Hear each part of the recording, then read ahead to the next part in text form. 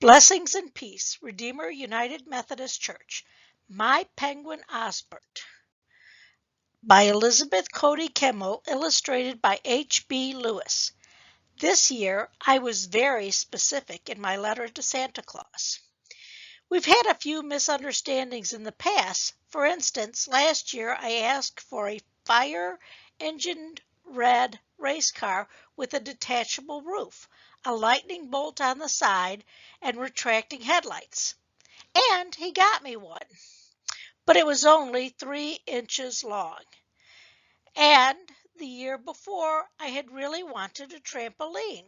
I wasn't sure how to spell it, so in my letter I sort of described what I wanted.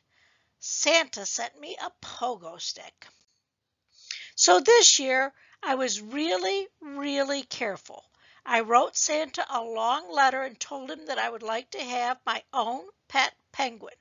Not a stuffed penguin, but a real one from Antarctica. I told him my penguin should be 1 foot tall, white and black with a yellow beak, and his name should be Osbert. I included a drawing. I put extra postage on the envelope and sent it off a whole month early. Then I waited. When Christmas morning came, I was the first one downstairs, and there he was. He was black and white with a yellow beak, exactly 12 inches tall. He was moving and breathing and everything, and around his neck was a tag. It said, "Hello, my name is Osbert." Santa had come through. I wanted Osbert to meet everybody. I wanted to take him to my room. Plus, I wanted to open my other presents. But Osbert really wanted to go outside and play. It was really cold and kind of windy, too. There was a foot or two of snow on the ground and no sun. But I had asked for Osbert, and now I had him, so we went outside. We played powder slide and wrecked the igloo. We had snowball fights and made ice penguins. We escaped from the jaws of imaginary leopard seals. Osbert wanted to go swimming, but I explained it might not be possible. So we sang some old penguin songs instead. That night I was ready to go straight to bed. We had such a big day, but Osbert wanted to take a bath. He filled the tub to the very top and we got in. Osbert unwrapped all the bars of soap and floated them around like icebergs. After a while, I had prune fingers and my skin itched from all the soap. But I had asked for Osbert and now I had him. And Osbert liked playing in a cold bath. The next morning, Mom said she'd make anything I wanted for breakfast.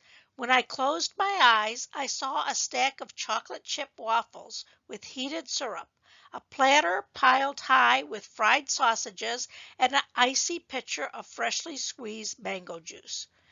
But Osbert didn't like rich food, and he doesn't like hot food, and he doesn't like sweet food. Osbert wanted cold creamed herring with seaweed jam for breakfast, so that's what we had. After breakfast, it was my turn to do chores, so I did the dishes and went upstairs to clean my room. When I came back down, I saw that Osbert had been working too. He had built an entire ice village out of freezer pops and frozen leftovers with tubs of ice cream. It was all beginning to melt. Osbert, of course, couldn't hold a towel in his flippers, but I had asked for Osbert and now I had him, so I cleaned up the mess myself. That afternoon, when Osbert was watching the Weather Channel on cable TV, I secretly wrote Santa another letter. Dear Santa, how are you and Mrs. Claus? We are fine. Thank you for the great penguin named Osbert. We take cold baths together and have creamed herring for breakfast. I'm getting used to spending all day in the snow. Plus, it turns out I didn't have frostbite after all. Your friend, Joe. P.S. One more thing, Santa. If you feel like maybe I should have asked for a different present and you want to swap, that would be okay. And while Osbert was leafing through a snow globe catalog, I snuck out and mailed the letter. A couple of days later, I woke up to find a package at the foot of my bed. There was a tag with my name on it, signed Santa. Inside the box was a red pullover sweater and 2 free passes to the grand opening of Arctic World at the zoo. After Osbert made shrimp sculptures out of wrapping paper, he wanted to go right away. But he didn't want to take the bus. The zoo was a long way away. But I asked for Osbert, and now I had him, so we walked. We got to the Antarctic world. Osbert headed straight for the Penguin Palace.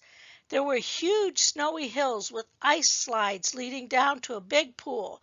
There were leopard seals painted on the walls.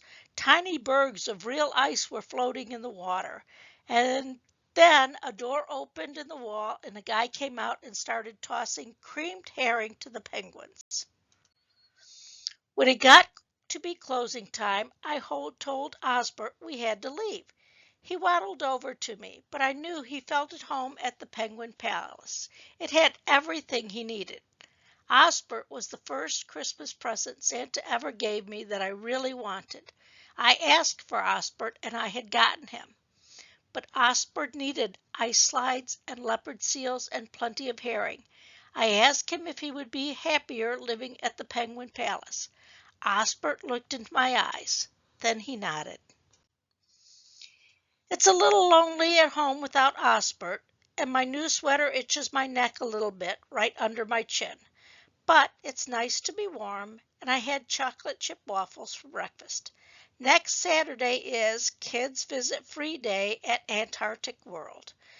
I don't have bus fare, but I can walk. I'll wear my red sweater so Osbert will be sure to recognize me. And next Christmas is only 11 months away.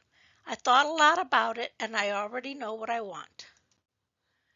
I'm sure I can't get into too much trouble with just one helicopter.